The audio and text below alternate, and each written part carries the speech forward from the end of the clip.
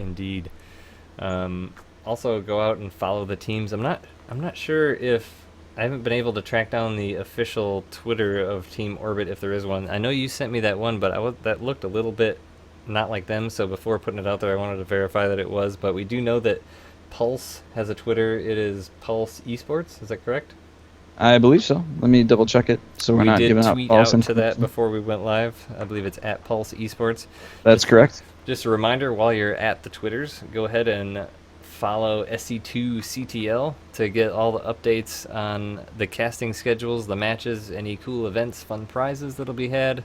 Also follow Wingnut SC, myself, and Gallegation. We'll definitely be tweeting out updates as to what matches we'll be casting, when we'll be casting them, and any interesting information. Mumming is in chat, it looks like. Hi, nice to see you, Mumming. Also, Well played. Good game. Yep. Also, a big shout out again to Das Keyboard. Do tell your friends about this. I mean, this is the... Okay. At Mumming2 is Mumming's Twitter. Just got a message from the captain of Pulse Gaming. So there's that. You can go follow Mumming. That would be awesome. Also, follow everything so that you can keep... I was in the middle of saying something. Follow everything so that we will be tweeting out as we decide what matches we're going to be casting. We're going to be casting them. We cast Tuesdays and Thursdays, 8:30 to 10:30 p.m. Eastern Time, right here on this channel. So that will be happening. So we're going to be going into Game 4 now with Pulse Esports up 3-0. This is looking pretty decisive. Well, with the play that we've been seeing in the just incredible defenses, it's easy to see why. Zerg does have a unit that can create more larvae. It's called the Queen. In response to Webnut's comment. Looks like Inject Venom is a diamond player. Mumming is a master, according to their little frames in Battle.net. Game paused. Just gonna set up the scoreboard here before we get into the game. Keep the information accurate and coming quickly. Indeedy. So we're ready to jump on into this, so let's not have any further wait. Without further ado, going right on ahead, in our upper right-hand corner, our green Terran champion is going to be Pulse Esports Mumming. and in the lower left-hand corner, in the purple trunks, trying to get his team back in it, trying to unseat the king of this match so far, it is Inject Venom. Sounds more like a queen ability to me. This will be our first TVP of the day. Finally, a race that I can give some insight onto. Just kidding.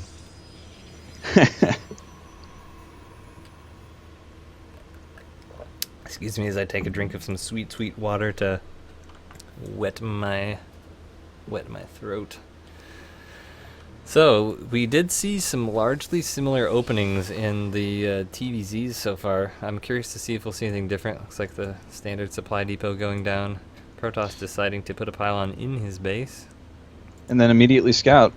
So, seeing Mumming's playstyle in these past 3 games, not seeing any Protoss go up against him, what would be your strategy to try and stop the wrecking ball that Mumming has become? Mumming, not knowing what he would do against Protoss, he does seem to like his Marines early as opposed to Reapers. He hasn't really made any of those. Reapers are obviously really good, I think, against Protoss because they get you a good scout in, as well as, you know, if the Protoss is a bit greedier and doesn't get a Stalker or Mothership Core out right away, it can really do quite a bit of damage, as the Gateway is about half done. So, knowing that, without knowing what he typically does against Protoss, I would definitely be in favor of the Proxy Stargate in this area to pump out an Oracle, as an Oracle does really great damage against the small numbers of Marines and then can really set him back while you expand. Well, we'll see if that's what ends up happening. Mumming getting 3 guys in his refinery. I don't know the Terran. It was like a extractor, assimilator. Got 2 out of 3. Marine does come out and does take out that probe at the front. It's like going to be moving around the barracks a bit to put an add-on, likely a tech lab. Nope, going to be Another a Reaper probe. coming out first. Mumming is Another probe is on its way out. Going to an odd location. It looks like we might see something proxy after all. There's a pylon going down at the third base of Inject Venom. It's an odd / interesting place to proxy, if that's going to be the case. I mean, also, something that I've been seeing quite a bit is a proxy Twilight Council with Dark Shrine, which actually might be what he's doing, because that would be the only thing that makes sense over here, just to hide the tech from scouting and scans. Since DTs He are is getting Warp Gate, and a second gateway is being in production at the moment. Since DTs are a lot cheaper in Heart of the Swarm, it's a much less of an all-in strategy. You can actually do it and transition out of it much easier. Second gateway coming down. Looks like it is going to be Twilight Council from Inject Venom. I'm expecting a Dark Shrine to go down there in that proxy location as soon as that Twilight Council finishes. So we'll see if Mumming can get a sense of what's up and do something about it. Reaper's going to be coming in. Mumming has decided to get an early stim as soon as that tech lab finished on that barracks. Oh, this Reaper. He tried to go down there to scout it, but he decided to turn around. The Stalker might actually chase the Reaper out the direction he does not want him to go. And it looks like Inject Venom pulled him off that Reaper to try and dissuade him from going in that direction. Ultimately allowing the Reaper in the base, but Venom is not really doing any damage, just kind of scouting around trying to see what's there. Orbital Command coming down at Mumming's expansion. Dark Shrine is coming down as well for Inject Venom, so I'm curious to see what his plan is going to be with this. That Reaper's still causing a little bit of trouble out front. Can't really get in to do a whole lot of scouting, so Mumming really doesn't know much of anything that's going on. All he's seen is 2 gateways and a cyber core. No additional tech beyond that. And that Reaper is going to go down. So unfortunate, his life was so short. And so confusing. Dark Shrine about half done as the probe is moving out across the map. Looks like he's going to be creating a pylon in a pretty dangerous place. He's going to put that pylon behind the natural of Mumming in that bunker. Mumming with a sixth sense has put down 2 That missile probe. turrets, potentially thinking that there's going to be a proxy Stargate most likely, but those missile turrets are going to allow him to see the Dark Templars as they come in. It's unfortunate that Reaper didn't get more of a scout, because as you get into the higher levels, you can actually just count the pylons as opposed to what part of the game it is, and you can tell, at least in the early part, if there's going to be something proxy by the number of pylons in the Protoss's base. Mumming does have an SCV running around the map, and it is queued up to go... Oh, it's going the other way. That Dark Shrine works its way into Mumming's natural expansion, goes up to the worker line, sees the turret, and turns right around. Gets no damage done, no workers killed so far by the DTs. Overall, 2 workers killed by Mumming and 1 by Inject Venom. Those were just the scouts and the proxy pylon planters.